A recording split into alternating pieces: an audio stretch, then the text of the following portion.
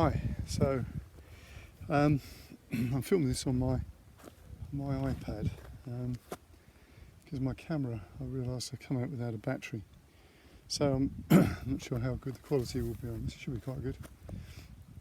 But I'm just walking the old coach road that runs from you see the sort of hills of the South Downs on there, hopefully.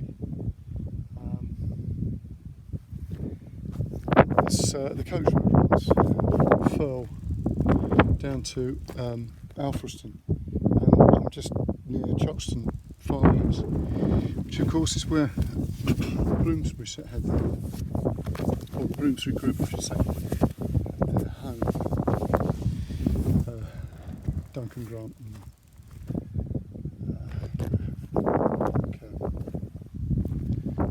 John Maynard Keynes there, and luminaries.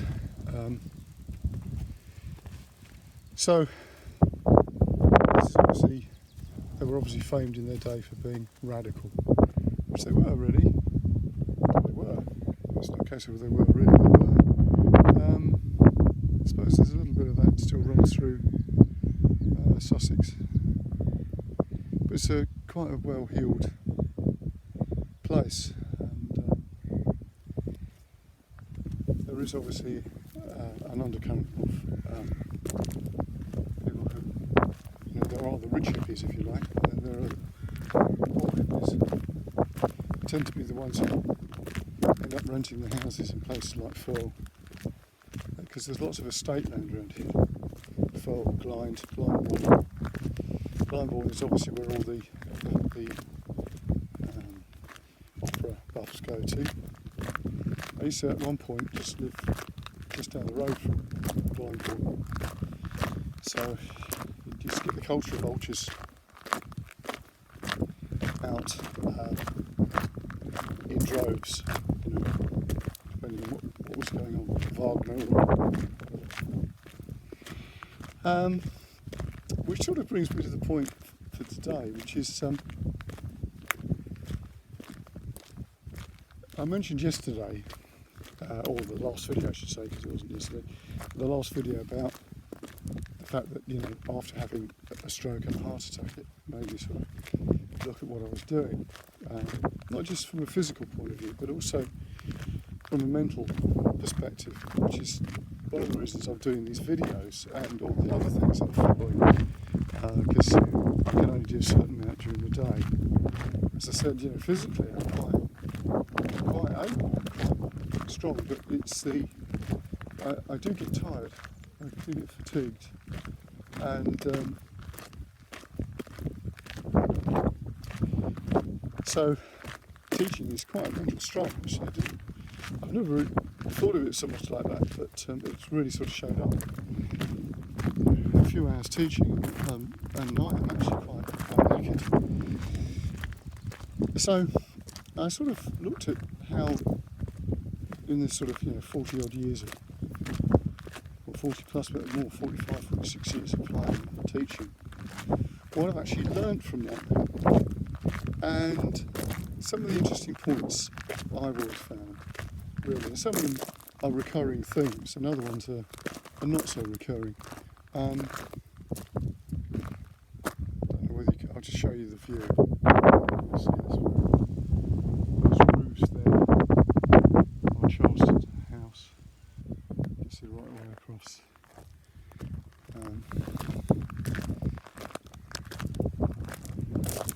There's some very spectacular points in the hills here, hill forts and stuff.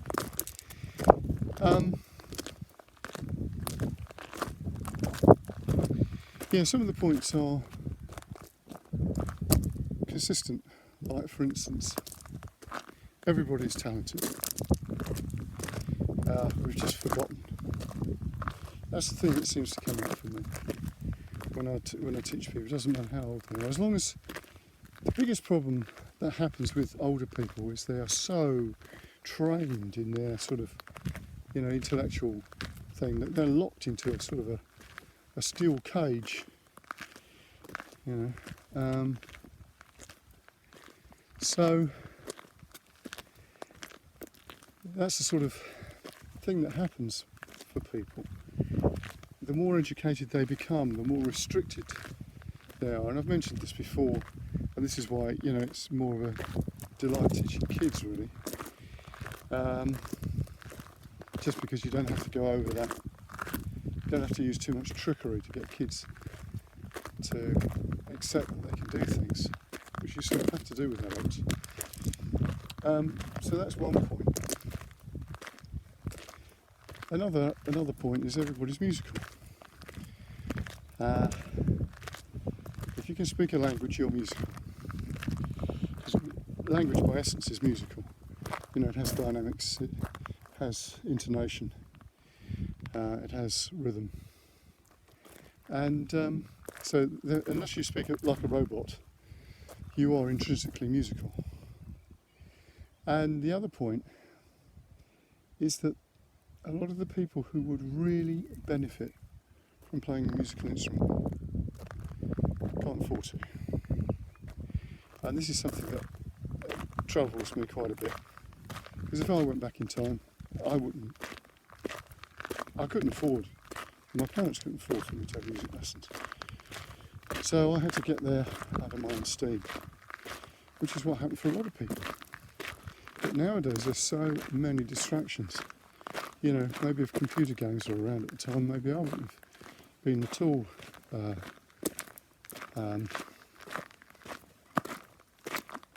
successful at playing a musical instrument, because the distraction of that. And we all know now, well, if we don't know, we soon will, that like all things that comes out with technology, there is always a downside.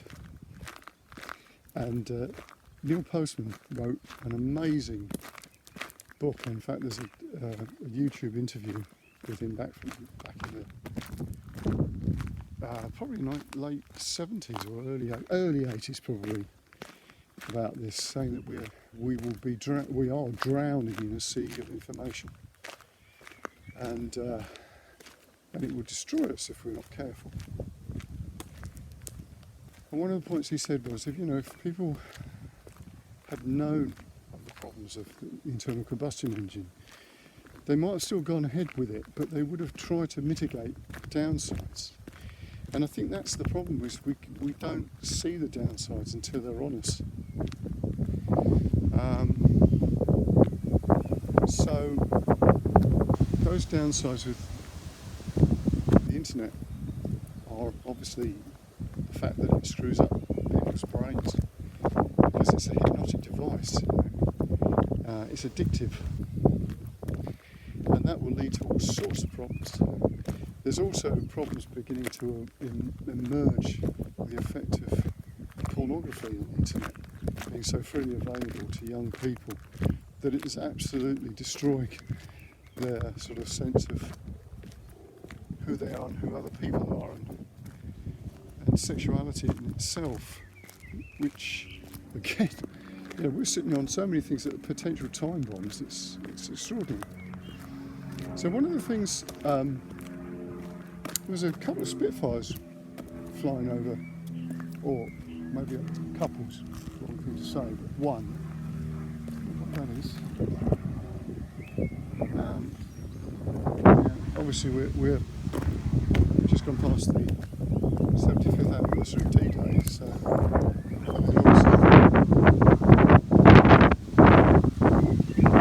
every day that goes past is an anniversary of a particular battle. Extraordinary.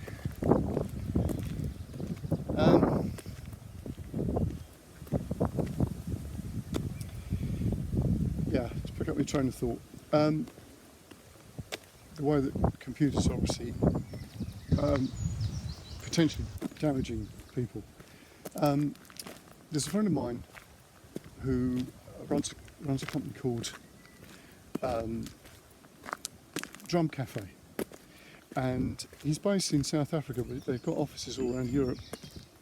And basically what he does is from a corporate point of view, he takes drums, particularly djembes and stuff like that, into corporate events. And he said what it does is it resolves the problem of screen time that goes on, where people are being paid, people are paying a lot, or companies are paying a lot of money for their employees to go and attend events, and then they sit on their phone. Well, they don't sit on their phone, they sit using their phone. He said, but it's really difficult when you turn up and there's a great big djembe sitting on the chair, because the only thing you can do to get on the chair to be able to sit down is to put the djembe between your legs, and then, okay, you could use the djembe as a platform for your phone. He said, but once everybody starts drumming, it's really difficult. And he said, by the time we've done that for about 15, 20 minutes, half an hour, they don't want to be doing that anymore. So that's a very clever device, way of doing it. So what I'm proposing is to get